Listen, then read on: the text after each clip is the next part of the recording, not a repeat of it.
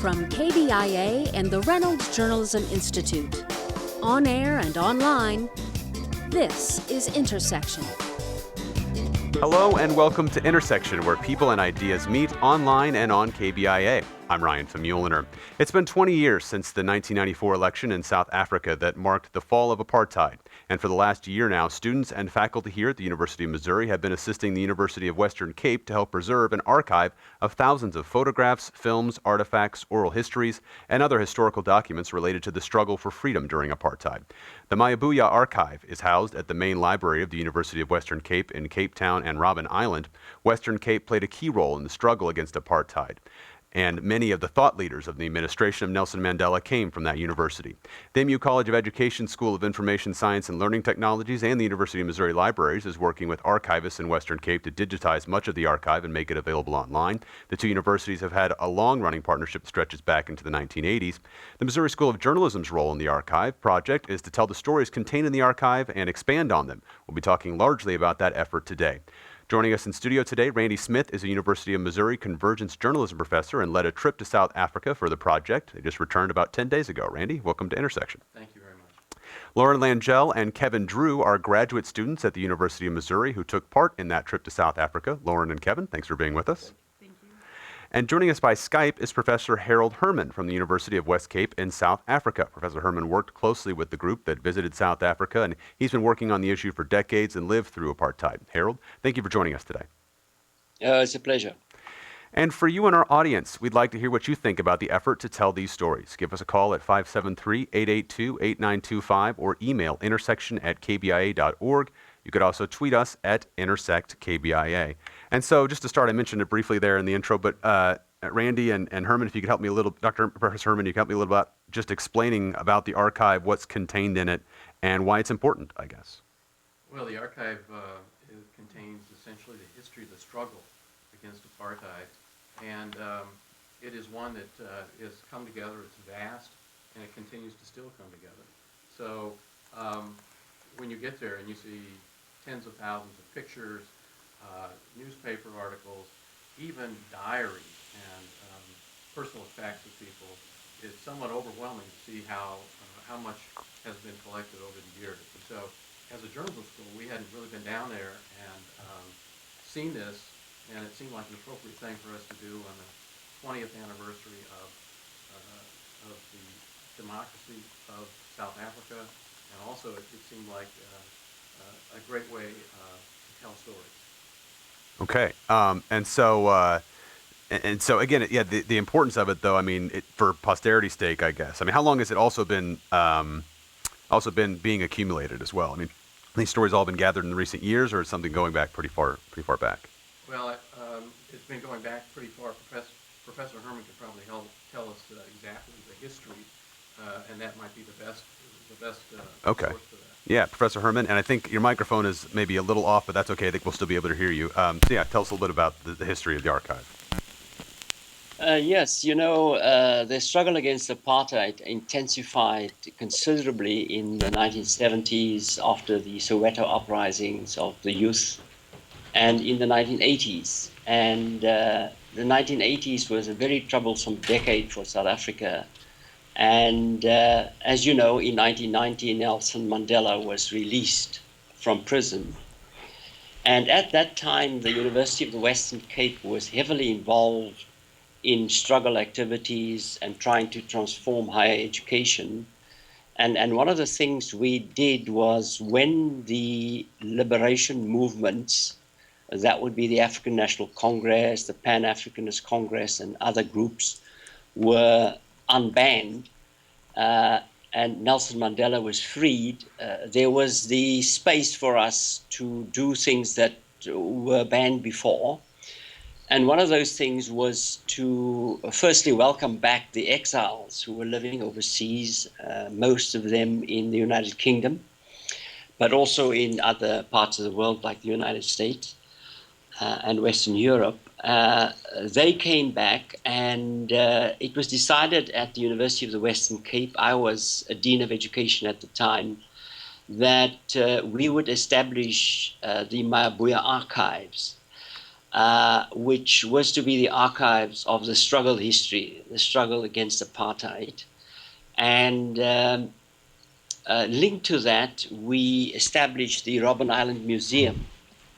And our Missouri group of master students and Randy Smith interviewed the history professor, Andre Odendaal, whom we appointed to head the archives and eventually head the Robben Island Museum, where he was for many, many years.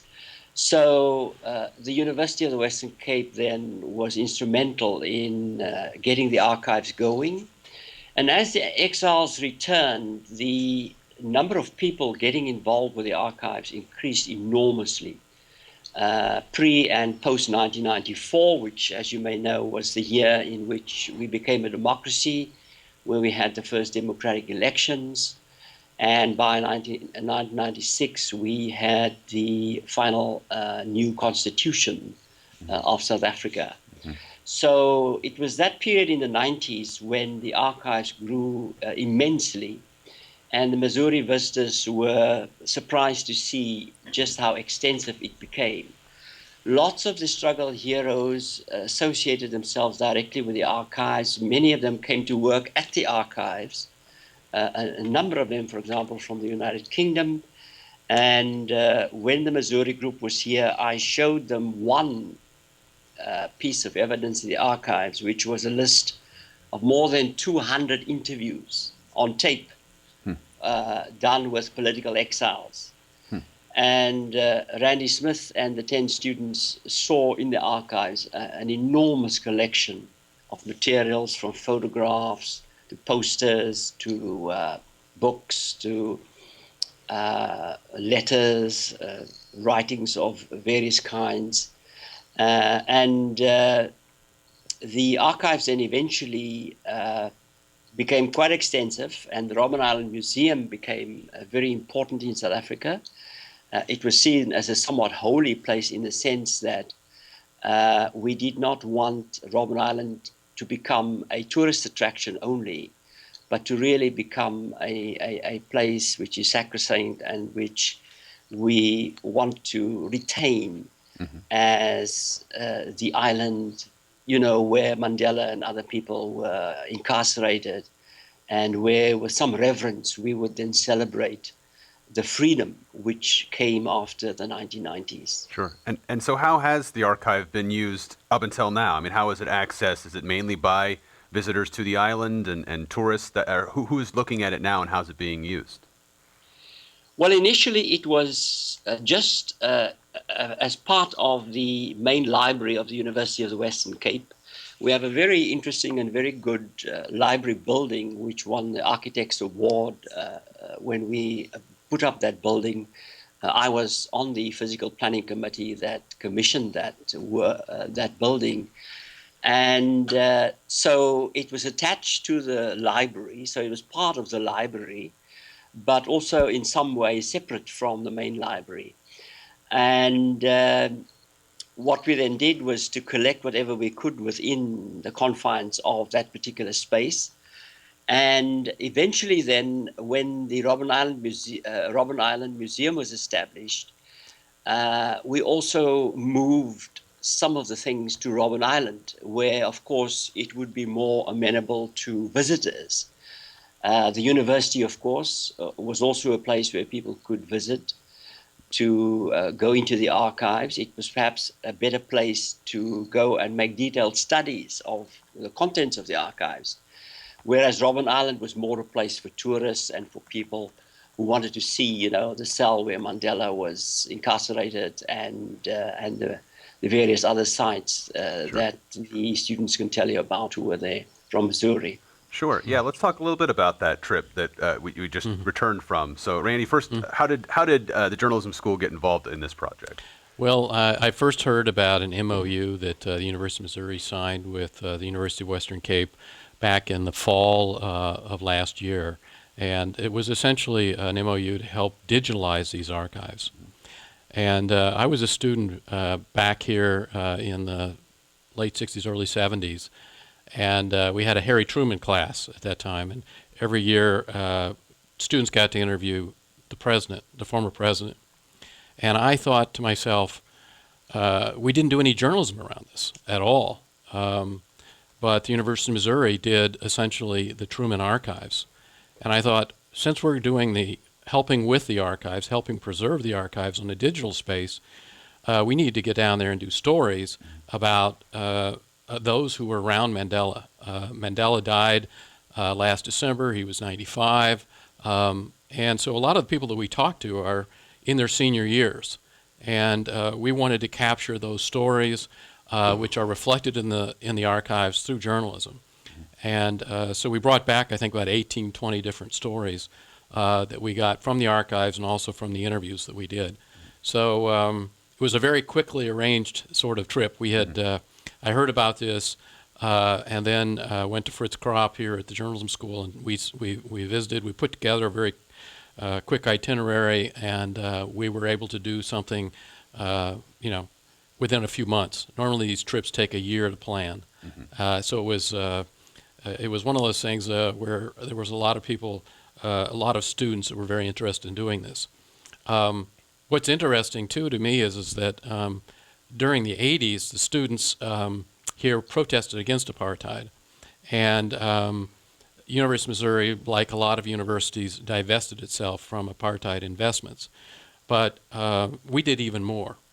We went and we decided to start a partnership in the 80s, one of the longest partnerships I think that I know of in academic history, recent academic history, with a major university in South Africa that was, it was the so-called colored University of South Africa. That is how it was referred to under apartheid terms.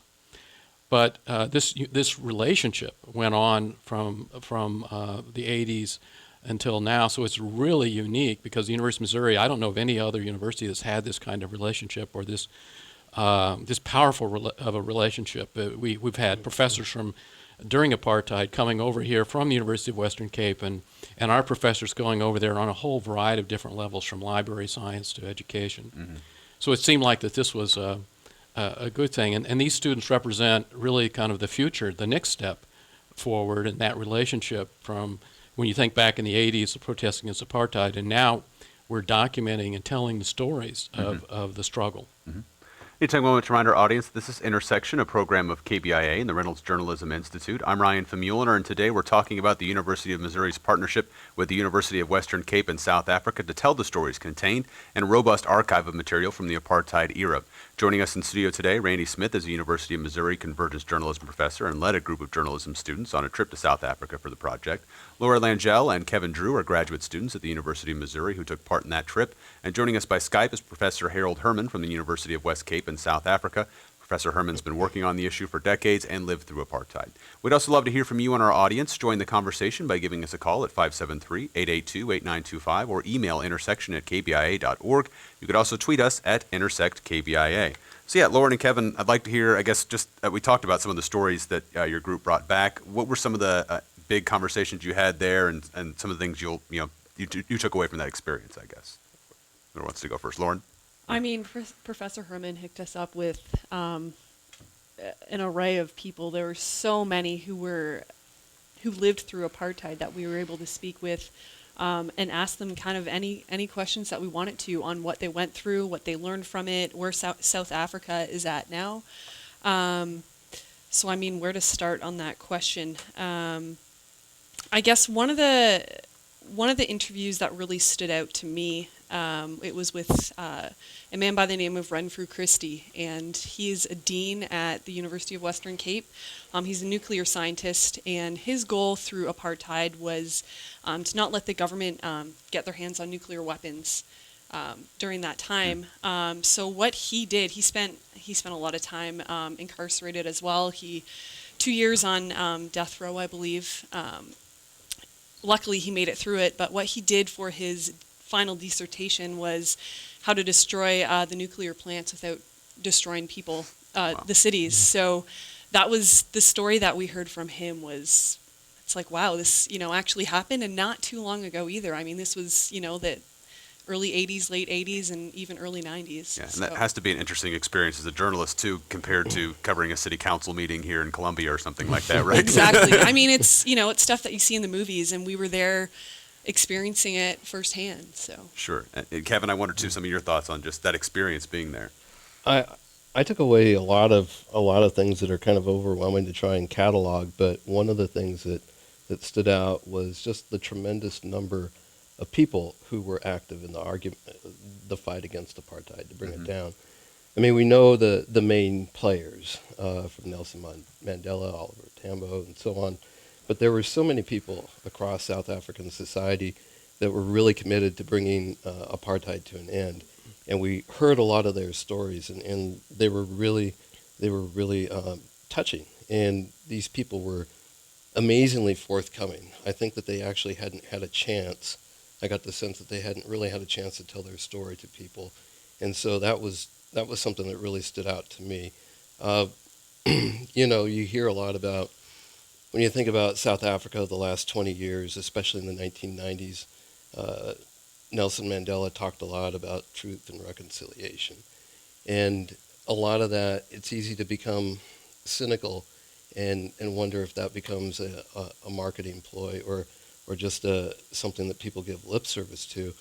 But there were a number of people that talked about it, and the one that stood out for me was a guy by the name of Russell Christopher, who was a security aide for Mandela. He had been imprisoned also, and he talked about letting go of the pain of the past, and that was really touching for me. Well, actually, Harold, I wonder your perspective on that. He said something really interesting there that Kevin said that, that for many people it seemed like this was the first time they were talking about this. I wonder your experience having lived in South Africa for so long. Obviously, this is something pretty much everybody could have a story about. How often do people talk about their experiences in apartheid? Is this really a unique opportunity for people there?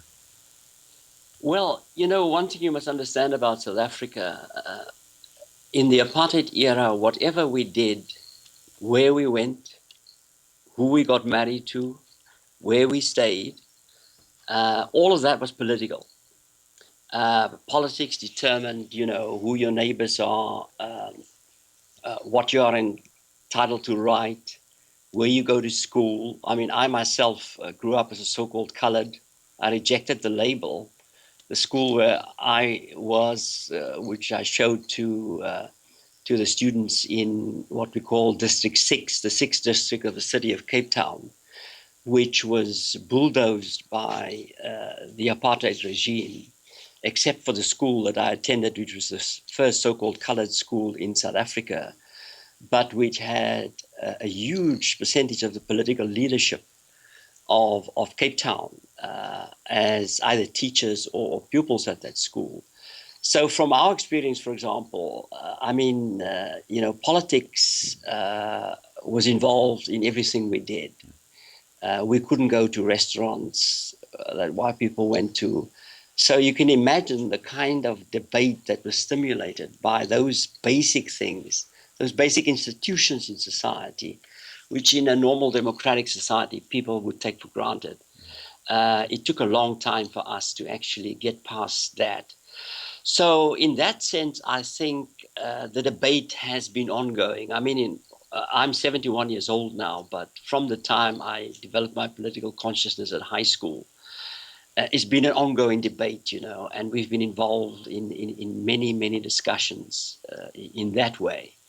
But I think in terms of taking the message elsewhere and kind of interacting with people like the Missouri group, I think that was kind of new for many of the people. I chose a group of people sort of across the whole spectrum, from those who were involved directly in politics to others who were educators and so on. And I think for them, it was quite an experience to speak to a group of young people and a few academics, me and Randy and maybe one or two others, about their experiences. Like you heard, the experiences of Renfrew Christie, who was a white person who had been involved in the struggle and who in the area of,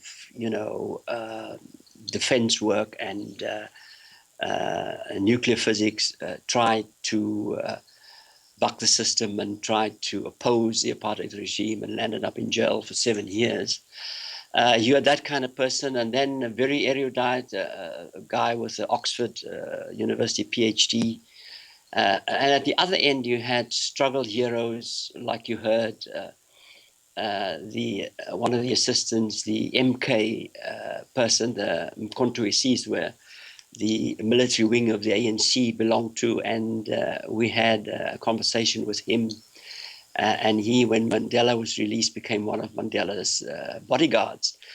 And across that spectrum, from ordinary working class people who had identified with the struggle to people in universities like us who were fighting the system, either from within in the institutions where we were, or from outside the country. I myself, the first time I heard of the Release Mandela campaign was in London when I went as a British Council scholar for the first time overseas in 1971. And that was the first place where I read Mandela's Rivonia trial speech, which, is well known all over the world. Read by Peter Finch, by the way, the actor, on record. So, those things were not available to us in our own country. We had to learn about people like Mandela and Tambo and others in a foreign country. Mm-hmm. But I think after 1990, things just opened up. And that is why when these students of Missouri were talking to and asking questions to people, there was an openness and there was a sense of pride, a sense of relief that we are now a democracy where there's freedom of speech and where you can speak about anything without the fear of prosecution or landing up in jail. And I think that must have been quite interesting for the students from Missouri. Yeah. For me, of course, who lived through the periods where those things were not possible, it's even more fascinating that we could reach this point in our society where all those barriers that were created by apartheid have been actually taken away. Yeah, we have that separation of time, right? We have 20 years now. And Kevin, you wanted to weigh in on that. Well, that just made me, what Professor Herman said just jogged a thought. I've been a journalist for a number of years before I came here to Missouri, and I worked in post-communist Central and Eastern Europe. And going into this trip, one of the things that I was interested in was looking at some of the common themes of how societies can kind of heal. One of my personal heroes has always been the Czech dissident, then playwright turned dissident turned moral figure Václav Havel. And you look at him and you compare him to Nelson Mandela, you can see some common themes. And I wanted to see how South African society was moving on, because the societies of Central and Eastern Europe have had a difficult time to try and reconcile the past.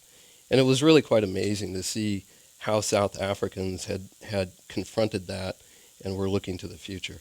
And of course, right now is an interesting time to be doing this as well, since, again, we've got separation time. Nelson Mandela just passed away. A lot of people that lived through apartheid are also entering their elder years. So these stories are going to be disappearing soon, right? So, exactly. Yeah. So Randy, I guess, what kind of stories have you been able to find from that group? I guess, especially that group that that was one of the key things that we wanted to accomplish when we were in South Africa, was to get some of these key interviews of these key players. The Renfrew Christie interview, he's an amazing speaker. His recall is perfect. He's a genius. But to me, the most emotional part of that conversation was he was put on death row, and they put him right next to the gallows. And purpose was to have him hear what would happen as they took people down there weekly they would hang people. It was a form of execution. And he broke out into song. There was a song that they sang, a song of unity, a song of strength, a song of looking ahead beyond these troubled times. That was really an emotional takeaway for me in the solidarity that was there amongst the people. Here were all these super high educated people who are very prominent in African society, South African society now, in key roles and responsibilities. And here they were, just 20 years ago, 25 years ago, sitting on death row, and having to experience that kind of torture, really. Christopher Tapscott, one of the things that Russell Christopher, one of the things that he has said that stuck out to me, he was one of the security guards, and he talked about Mandela's funeral and the reverence in which they held his body. They had a 2-hour flight from to Mandela's home where he was going to be buried. And when they got onto the plane, the pallbearers did not want to have his body touch the floor of the plane.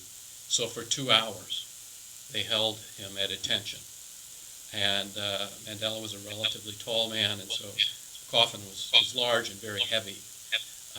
And then they did not allow it to touch the ground until they got to his gravesite. Wow. That honor that they felt, and they still feel about him. These are anecdotes and stories only the people who were there could tell.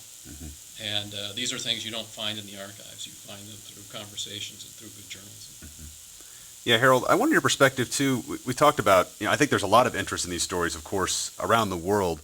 But, you were talking about the people's willingness to talk about these in the past. I wonder, do you think South Africans have a lot of interest right now in accessing these kinds of stories and this archive material?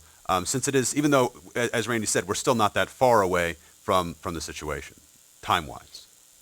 Yes, I think South Africans still have a lot to learn from those stories.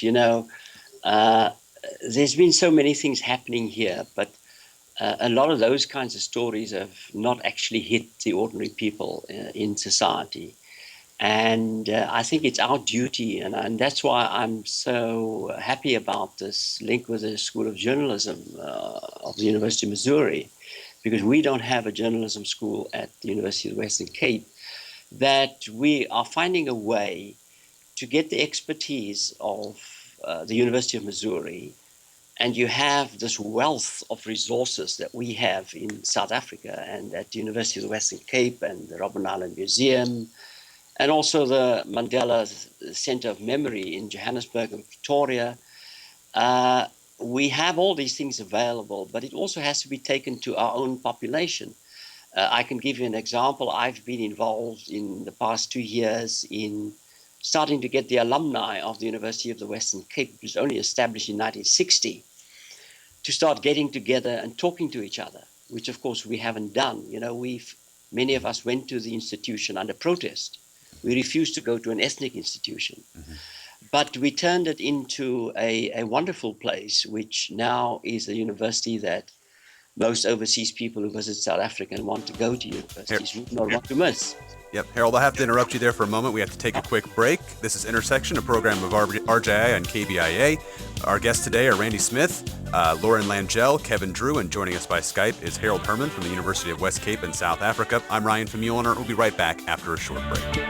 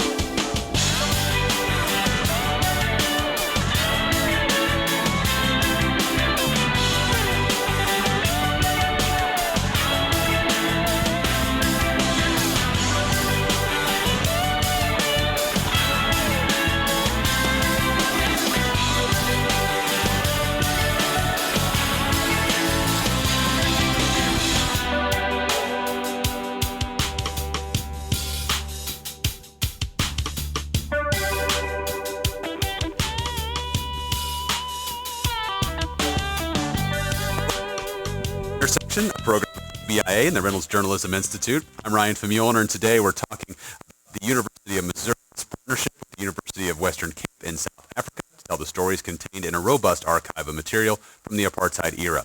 Joining us in studio today, Randy Smith is a University of Missouri Convergence Journalism professor and led a group of journalism students on a trip to South Africa for the project. Lauren Langille and Kevin Drew are graduate students at the University of Missouri who took part in that trip. And joining us by Skype is Professor Harold Herman from the University of West Cape in South Africa. Professor Herman's been working on the issue for decades and lived through apartheid. So we had to cut you off there quickly there, Professor Herman. I'll let you finish that thought just about, I guess, how things have changed there at the University of West Cape. Yes, in respect of the Mayibuye archives, I think what has excited us about this project with the University of Missouri is we have to get the messages out from the archives and from the various stories that we collect over time. And if we could go digital, we could easily, of course, through the social media, take and the internet, take these stories to the rest of South Africa, firstly, and then, of course, to the rest of the world. And I think that is why we are particularly interested in this type of project, because we think it's an easier way to get the story out. Because, you know, being a university, not many people come to university. You know, the students who come there are an elite in many ways. But there are many people out, particularly in the rural areas, who could benefit a lot by looking at the major sacrifices that so many people made during the struggle here against apartheid. And I think for the new generation of young people, you know, we call the children who were born after 1994, we call them the born frees. Now, they are, of course, the future of the country.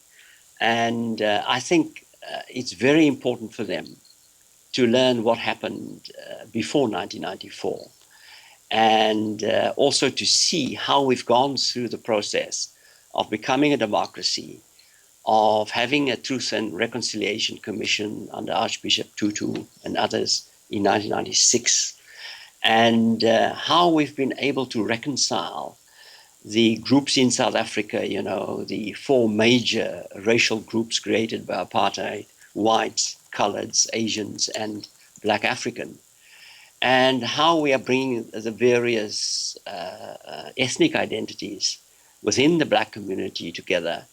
And I think what is within that archives and what is within the many other stories, whether they be books or whether they be discs or whatever, produced by people who were part of that whole history. And many of them, of course, are passing on. We just this week lost the Vice Chancellor of the University of Stellenbosch. Now, the Missouri students were with me at Stellenbosch. And Russell Botman, he was a dean with me at UWC. He was a UWC graduate, but he became the first Black rector, Vice Chancellor of the University of Stellenbosch. And unfortunately, over this weekend, he died suddenly of a heart attack. So he was a major figure in the World Council of Churches and in this whole struggle, and now in this new transformation project that we have at universities. So many of us will not be here very much longer. And I think it's very important that these stories be carried over. Mm-hmm. And I think the archives is a valuable asset to not just keep that legacy, but to actually distribute it and make it known to society at large. You know, we've had projects to kind of rewrite the history books in South Africa. And one of the things we don't want to do is to replace the former white history, which was the history that we had in the books written by white people, for white people, and which was terribly biased. We don't want to replace that with a Black history. We want, an authentic South African history. And I think the stories of the Mayibuye archives, these interviews, these books, these publications, I think is the crux, the nucleus of what we can use to build that new identity and to get the younger people to understand what happened in the country and the sacrifices that so many thousands of people made, giving their lives for the struggle, what they did, and how that can inspire young people, and even people in Missouri and the United States and other countries, to go forward into this new millennium with a sense of worth and with a sense of wanting to improve our countries wherever we may be. Sure. And as you know, many of our countries, particularly in Africa and the Middle East, and even in parts of Europe, are going through very difficult times in terms of conflict. And I think the story of South Africa can be very powerful. It was in Northern Ireland, for example, in the struggles there. It has been used by, the Palestinians and the Israelis and various other groups that are going through similar problems that we've had. So I think, yes, there is a lot that we have to offer in South Africa, but of course there's still a lot that has to be learned about what happened in the past. And so, again, the project we're talking about, where we're telling these stories, the journalism school is just part of a University of Missouri's involvement, right? Yes, So exactly. a big part of it is what Howard was referencing there, digitizing some of these records. Right. I mean, our effort is very much to try to help digitalize this, and so we've got a large contingent working on that from our school, Library of Sciences, and so that is ongoing. And I've talked to some of them, and they think it'll take maybe 15 years to be able to do this. And of course, when we were there, we were watching them get even more archives coming in. But the idea, though, is to make sure that scholars of the future, students of the future, can be able to access these. Right now, they are pieces of paper that are really not kept in a cool room or anything of that nature, and they're in boxes. And it's really important to get those archived digitally as quickly as possible, so that they are preserved for the future, for all ages to come. And is the goal preservation, but also, I mean, is it distribution too, allowing people to for it to be more accessible rather than having to go to the island to see everything? Well, the way I saw a lot of people coming into the archives when I was there was essentially physically coming in and seeing that. So that means you have to travel a long way to do that. So yeah, digitalization will certainly make them more accessible to scholars all over the world. And hopefully these lessons, there's one key lesson that's in all of this, and that is the power of reconciliation. And that is a lesson that I think probably needs to be retaught generation after generation after generation, because you look at all the kinds of torture that all these people went through, including Mandela, and then to come out of all of this and say, we're going to reconcile. We're certainly going to remember this. We won't forget it. We're also going to forgive. And that's a powerful message, and particularly when you look at the economy of South Africa, and you're in Cape Town, and you see this city that could fit easily in somewhere like Europe, just as well as it could in South Africa. The energy, the vibrancy, the economic strength of that country comes a lot from the ability of many different types of people to work together and to forgive each other for past sins and transgressions. I wonder too, you guys actually went in and saw the archive? Yes. So I wonder your impressions, Lauren and Kevin, of the vastness of it, I guess, but also just what you saw there, what you found there in the archive. Yeah, well, the archives that we were accessing, they're actually right at the University of Western Cape.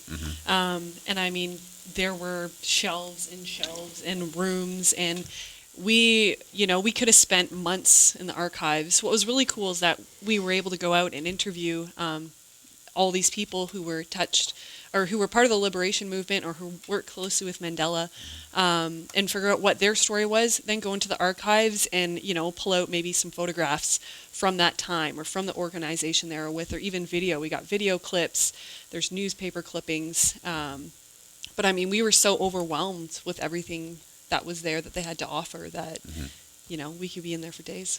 Right. Yeah, and that's one of the things about, even if you do make the trip to South Africa, right, and go to it's unrealistic for someone to be able to find everything or consume everything that's in that space, right? And so digitalizing that, you would think would make that a little easier, right? We'd hope so, and also it's organized right now, but to have it organized online and then do what they've done at the Truman, with the Truman Archives, which is to create learning modules around this, and also to put the archives in engaging ways so that people will, oh yeah, I'm interested in that and what happened at that time, or there's something in history that I didn't quite know about, and to organize it in that way. I think digitally you can do that a whole lot better. But it requires, you have to understand what it is you have and then be able to separate it. Yeah. What do you think the future of this project specifically looks like? I mean, you've gotten some of this material. What's going to happen with it now, and what else can happen in the future? Well, I think that we're going to have about 18, 20 stories that come out of this with some very engaging individuals. We talked about a couple of them. And we've got everything. Every interview that we did, we asked, what was your Mandela moment in your life? Mm-hmm. So we've got Lauren's actually working on that story. We've got great lengthy pieces and with Russell Christopher. And by the way, Russell Christopher had never given an interview before, and many people had sought him for an interview. We were the first to be able to talk to him. He was the security guard that I spoke a little while ago. So our hope is that we'll publish these. And we'll plan to do them right here on KBIA and the Global Journalist and here right at the University of Missouri. But our hope in the long run is that these become part of the archives at Western Cape, and part of the digital archive there around the Mayibuye archives. Kevin? I agree with everything that Professor Smith and Lauren have said. The thoughts I have about the archives themselves, I was really... we were all impressed by the vast amount. And to say that this is 20th century technology might be a little misleading. The type of stuff we were looking at was early to mid 20th century technology. The newspapers from the 20s and 30s are you can tell that they don't have very few legs left on them in terms of survival. I was really touched by the staff at the archives, how I got a feeling that us MU students kind of descended on them, and they were a bit overwhelmed by us, but they were so generous with their time, and it was just amazing. They kept asking us, what else would you like? And it was pretty amazing. I think the value of this stuff, too, is we can talk about, the international themes of truth and reconciliation and societies that go through painful transitions and have to deal with the past, but I'd also say that there's probably value for the average person, Professor Smith is right when he says that the lasting message from this is reconciliation. Mm-hmm. And I think that everybody has to deal with that at some point in their lives where they have some kind of painful moment in the past that they have to kind of confront. And I think that that's the value that this can give for anyone. Mm-hmm. Yeah. Professor Herman, I wonder your thoughts on that. Now that both of them have brought up that issue of reconciliation, and I mean, your thoughts on that personally, I guess. Yes, I think what South Africa has done, I myself was taught in the 60s by my mentors who were political icons in Cape Town that we would have a classical revolution within 10 years. And I graduated from high school in 1960. So that gives you some idea of when that was the prevailing notion. I myself never believed there was going to be a classical revolution. And if we look back now and see what we actually achieved, we did not have a revolution in the normal sense of the word, say the French Revolution. But we've had a tremendous transformation of our society. And we've had that against the backdrop of this creation of a spirit of reconciliation.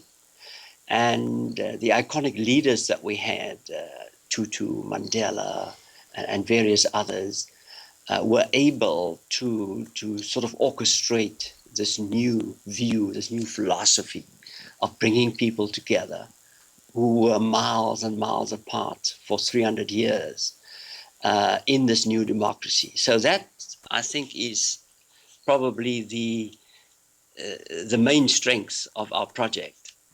The other is an evolving democracy. I have taught about democracy. I've written about it also in the United States. And in African countries, the view of democracy and the way democracy evolves in countries that do become democratic is somewhat different from those in the liberal democracies like the United States of America. And I think that's the other important experiment for us. And the other thing that we have to study and see after 20 years now, how has democracy evolved? I mean, we have one of the most progressive constitutions in the world. And the question is, how are we going to implement these democratic values which we have established? We have the institutions in place to do it, excellent institutions, the judiciary particularly, and what we call the Chapter 9 institutions of the Constitution, which are the checks and balances on government and on civil society. So that is the other challenge for us, to use this democratic space that we now have, and with our limitations also, because things in some ways have not gone well in our democracy over the past 20 years.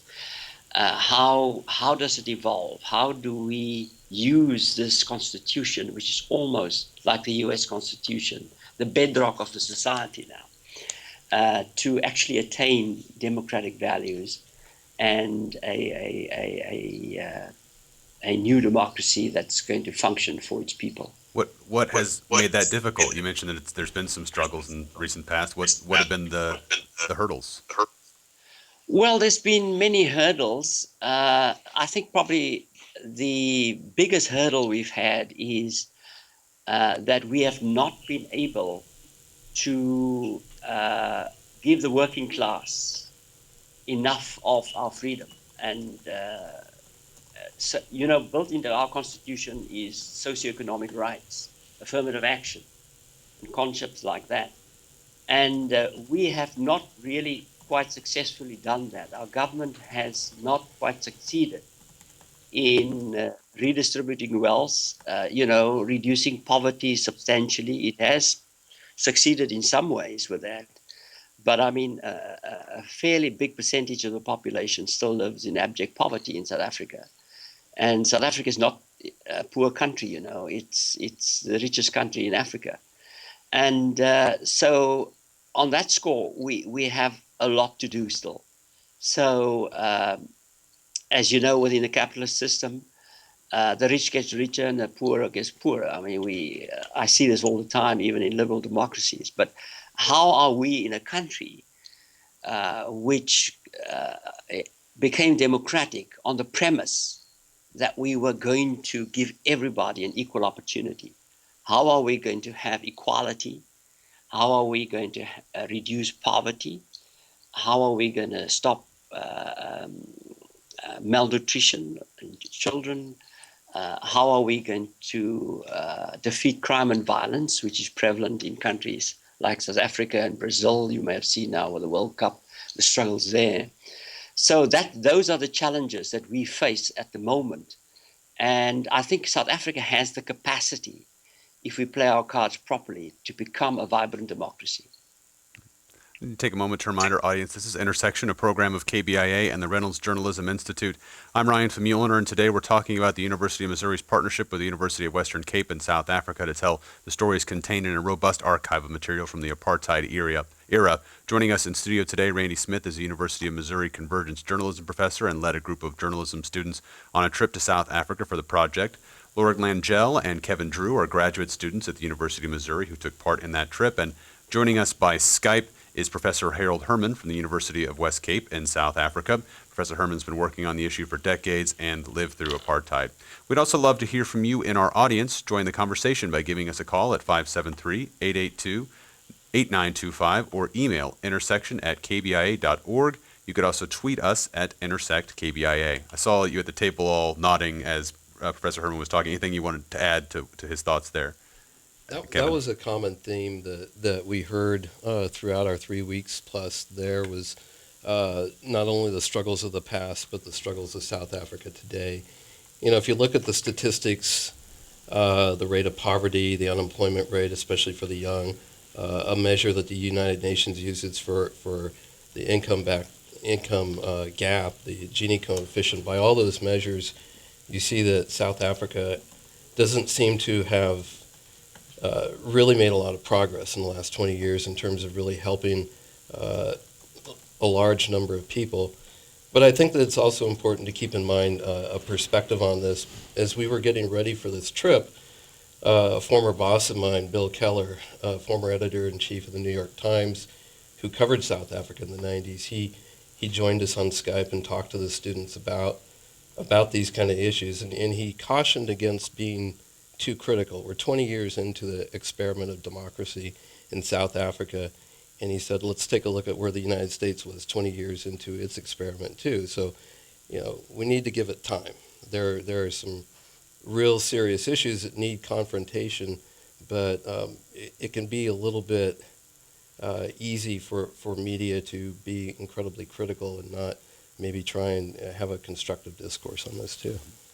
We've had a few comments in the chat room and by email. I wanted to bring one of those in. A lot of them just saying that they think that this is a very interesting project that MU is working on. We did get an email from Bill from Columbia, Missouri, who says that it's nice that Randy and the journalism department are now able to toot the horn for the University of Missouri on this issue. The reputation of the university, though, is still stained by how long the administration and the board of curators dragged their feet back when the Shantytown demonstration on the quadrangle went on for months while the university refused to address the issue. So I wonder thoughts on that, and I guess just, and maybe Professor Herman, you could help us out with that as well. Just, American support or lack thereof while these issues are being worked through. Yes, I can tell you about that because I was at UWC when that happened at Missouri, and I was involved with Professor Richard van der Ross, the first black vice chancellor of UWC, in establishing this link. The University of Missouri had sent a delegation to South Africa once the students had built those shanties in Columbia, and there was this campaign to stop the university from investing in companies that have links with South Africa. And they came over here and they looked at quite a number of universities, and most of them were the liberal white English medium universities of South Africa, which of course were comparable with the best in the world. And after looking very seriously at the situation in this country, they decided to have the link with our University of the Western Cape. And the former president of University of Missouri, Bryce Ratchford, he was one of the first persons to come here. And then subsequently, of course, people like Ron Turner came, and we developed the MOU, the Memorandum of Understanding, and the link started to develop in 86, 87. So that, I think, was a very generous effort on the part of the University of Missouri to engage with South Africa. Remember, the 80s were the difficult years of apartheid history, of real struggle. I mean, our campus was overrun by the police quite often with tear gas and army tanks and things like that. And some of our engagements with University of Missouri people who came over happened at the time when some of these things were happening. But I think your institution showed resilience, and I think they had the foresight, and they developed this partnership, and it's been a very generous partnership, and particularly on the side of Missouri, because there are so many other institutions you could have associated yourself with. And it didn't just end, when the era of boycott and apartheid was over. It has continued for 27 years. And that is why, for me, it was such a pleasure to have your students here, because I myself visited your state many times and gave many lectures there. So I have a good understanding of Missouri's politics, its education, and so on. So yes, I think it's a wonderful project, and I think we're going to continue doing this. And I think the excitement I have around the journalism project is that it brings students and staff with a particular focus and with a particular interest to come to a university and a country where there is so much that will interest them and will also help the South African end to develop, for example, this archives in the way we've envisaged doing it. But of course, the exchanges happened in all our 7, 8 faculties, schools in Western Cape and in Missouri, and it's an ongoing thing in all the various departments. But I think it is something really unique and for us very exciting. And now that I'm an emeritus professor, one of the ways I'm going to be using this exchange we've had now with Randy and his group is to take all of this to the alumni of the university, because the university has asked me to get involved with the alumni project, which is starting to evolve, as the university gets older. There are more and more alumni who are in very key positions. And UWC has produced the vice-chancellors of so many universities in South Africa, one of which unfortunately died this past week. So there's a lot of excitement around this, and I think it's something that we should continue to develop. And I must say the University of Missouri system has invested quite considerably in this project, and also other foundations in the United States. And I think it's something which we should expand, and I think this journalism project is a good one. Kevin, I saw you wanted to jump in there. In the middle, I think Professor Herman answered it. I'd just say that to put the reader's question in perspective, too, that it's important to remember that it was well into the 21st century before the U.S. government took Nelson Mandela off the terrorist list, too. I think that the U.S. government, there were a lot of people and a lot of institutions and governments that were involved in apartheid. And I thought that Renfrew Christie's talk was valuable for the students for a lot of reasons, and one of them was he accurately framed the apartheid government as really part of the great game of the Cold War, the Soviet Union and the U.S., and when the Cold War came to an end, the need for apartheid started to lessen as well. Sure. So yeah, we just have a few seconds left, frankly, in the show, but I just wondered, again, what is next for this project? You mentioned that the stories are going to be coming out soon. But. Yeah, we're in the process of putting them all the stories together. We should have them all done by July, and working on fundraising around the project to be number 2. Number 3, continuing to strengthen our partnership with University of Western Cape, promoting more exchanges, and planning for next year's trip so we can continue on with this project until everything is up like I think everybody wants to see it become. Sure. Well, that is all the time that we have for today's Intersection. Thanks to our guests, Randy Smith, a University of Missouri Convergence journalism professor that led a group of journalism students on a trip to South Africa for this project, Lauren Langille and Kevin Drew, who are graduate students at the University of Missouri who took part in that trip. And joining us by Skype is Professor Harold Herman from the University of West Cape in South Africa. Professor's been working on the issue of remembering the history of apartheid for decades now, and he lived through it. We'd also like to remind those of you enjoying this as a rebroadcast. The Intersection takes place live for a full hour from 2 to 3 every Monday afternoon. You can watch live streaming video of our program each Monday afternoon online at kbia.org. Alongside that video, you can submit your questions and comments and take part in an online discussion with others in the audience. You'll also find an archive of all of our past programs, including the full hour of today's conversation. Intersections are broadcast from the Reynolds Journalism Institute and is a project of RJI and KBIA. Intersections produced by Janet Saidi and Maureen Lewis-Stump. Travis McMillan is our technical director with production assistance from Lowell Thomas. Pat Akers is our audio producer, and executive directors are Mike Dunn and Mike McKean. I'm Ryan Famuliner. Thanks for joining us today, and have a great week.